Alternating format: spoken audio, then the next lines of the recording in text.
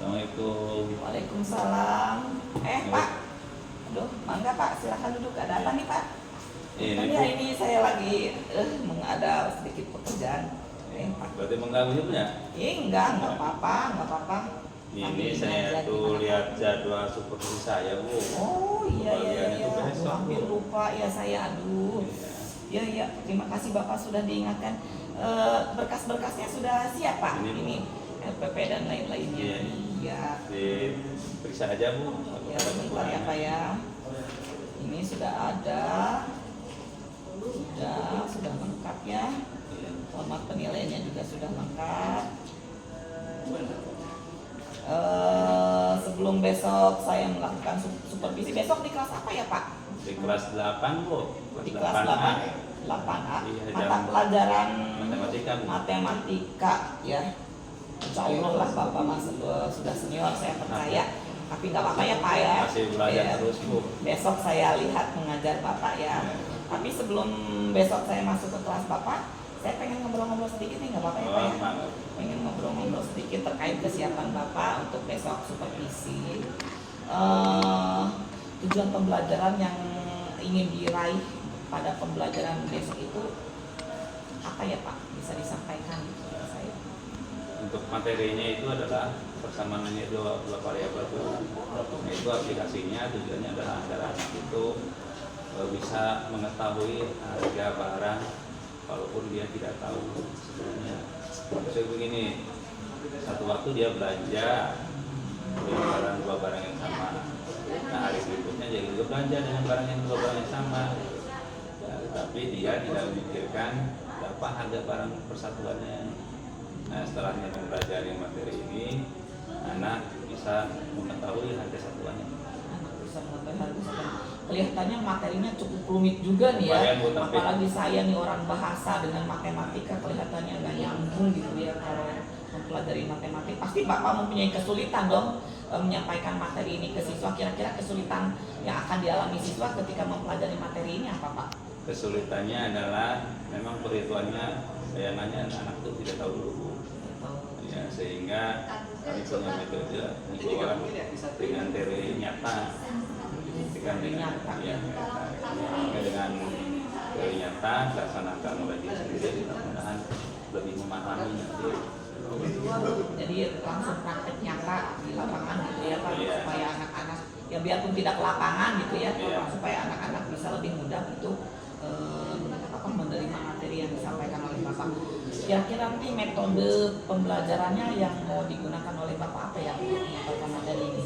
Untuk materi ini saya sampaikan pertama adalah metode ceramah dengan menerangkan konsep persamaan diri dua variabel.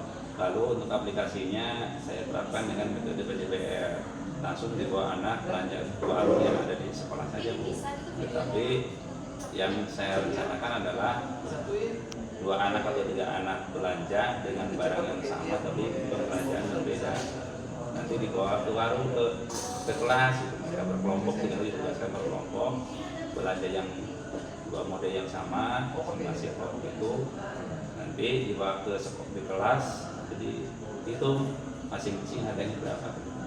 Menarik sekali ini Pak ya, mudah-mudahan siswa bisa mengikutinya dengan baik dan bisa mencerna apa yang nanti Bapak ajarkan ke anak-anak.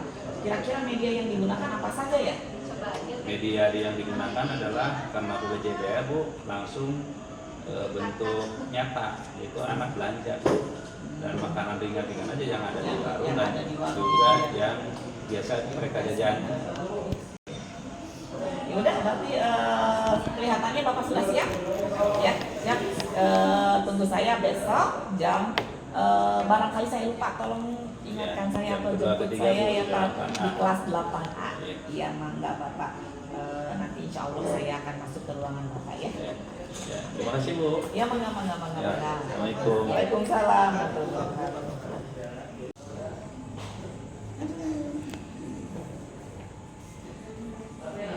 Pak, sini Pak, duduk dulu Pak. Kita ngobrol-ngobrol sebentar ya Pak ya. Gimana Bu tadi saya? Keren Bapak. Ngajarnya keren, anak-anak senang, anak-anak semangat ya, memanfaatkan sarana yang ada di sekolah. Keren sekali Bapak. ngobrol-ngobrol dikit ya Pak ya. Iya. Gimana nih perasaannya nih setelah saya lihat nih? Ya, kelihatannya anak antusias sekali Bu karena disuruh jajan Bu. Iya Jangan justru share. itu. Ini metodenya lain daripada yang lain. Biasanya kan matematik itu berkutat di kelas gitu dengan sangat dengan apa Bapak malah diajak jajan ke warung jadinya. Saya tadinya ini anak akan tertib nggak nih, ternyata keren tertib ya proses KBM-nya ya. Ada sedikit yang mau saya tanyakan ke Bapak nih. Iya. KBM yang tadi dilaksanakan itu menurut Bapak berapa persen ketercapaian tujuan yang sudah direncanakan di RPP yang Bapak susun Pak? Ada beberapa anak yang belum mengikuti Bu, mungkin karena pengetahuan awalnya kurang tentang perkaliannya. Yang paling penting itu perkalian sih Bu. Sehingga mentok pas perhitungan, kalau pas jajannya dia semangat sekali Bu, tetapi pas hasil perhitungannya ada sedikit terhambat gitu. Mungkin tadinya waktu di kelas 7-nya kurang mantap dan itu apalagi tahun kurikulumnya sekarang itu seolah-olah tidak mewajibkan hafalan perkalian itu Bu. Jadi itu masalahnya ya. Iya. Kemudian pencapaiannya kira-kira kalau dalam persentase Kalau persentase 75%. 75%, tapi kalau untuk mata pelajaran matematik 75% itu sudah menurut menurut pendapat saya sudah lumayan bagus Pak kalau untuk pelajaran matematik. Kenapa? Ya matematik kan dianggap pelajaran yang menakutkan gitu ya Pak, saya kira. Insya Allah saya berusaha Bu agar anak itu menyenangkan itu, belajar matematika itu senang gitu. Iya memang itu yang harus dilakukan ya Pak ya, biar sudah nama pelajaran yang menakutkan, terus apalagi kalau gurunya menakutkan, waduh ini anak-anak bisa kabur semua itu ya kalau untuk pelajaran matematika. Nah menurut pendapat Bapak hal apa saja yang perlu ditingkatkan dengan KBM yang berdasarkan yang tadi dilaksanakan di kelas Pak? Karena tadi saya terhambat melihat anak-anak itu perkaliannya sangat kurang Bu, ada beberapa anak yang belum bisa, sehingga saya akan menambah, mohon izin Ibu ya, nanti akan menambah jam ke anak yang kurang mampuan untuk perkalian akan diberi tugas atau ditekankan ke kepala terkait itu. Nah tadi juga Pak, ini masukan saja ya Pak ya. Tadi juga saya perhatikan, saya mengidentifikasi ada beberapa siswa yang tidak aktif Pak. Iya. Ya, entah itu karena dia merasa tidak bisa ataukah apa ya, saya kurang paham. Mungkin kedepannya ini yang tidak aktif ini yang cuma bengong saja. Ini ya, tadi saya lihat ada di pojok, ya ada di pojok ya, itu sebelah. tadi Bu yang perkaliannya sangat nol itu sama sekali. Oh, nah itu bagaimana langkah kedepannya kira-kira untuk mengantisipasi siswa yang mempunyai masalah seperti ini Pak? Akan diberi jam tambahan Bu. Jam tambahan. Ya anaknya tadi diem aja, saya pikir ini anak barangkali sakit atau apa. Mudah-mudahan dengan pendekatan jam tambahan dia lebih menguasai perkalian itu. Baik Bapak, secara keseluruhan KBM yang sudah tadi Bapak laksanakan sudah sangat bagus, sudah sangat menarik ya. Kalau misalnya memang ada hal yang kurang maksimal ya saya harap kedepannya lebih dimaksimalkan lagi Pak.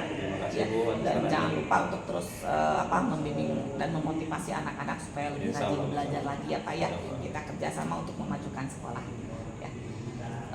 Kelihatannya itu saja Pak. Ya. Mangga barangkali mau istirahat ya Pak ya. Terima kasih Bu. Terima kasih Bu. Yuk mangga. Assalamualaikum. Waalaikumsalam warahmatullahi wabarakatuh.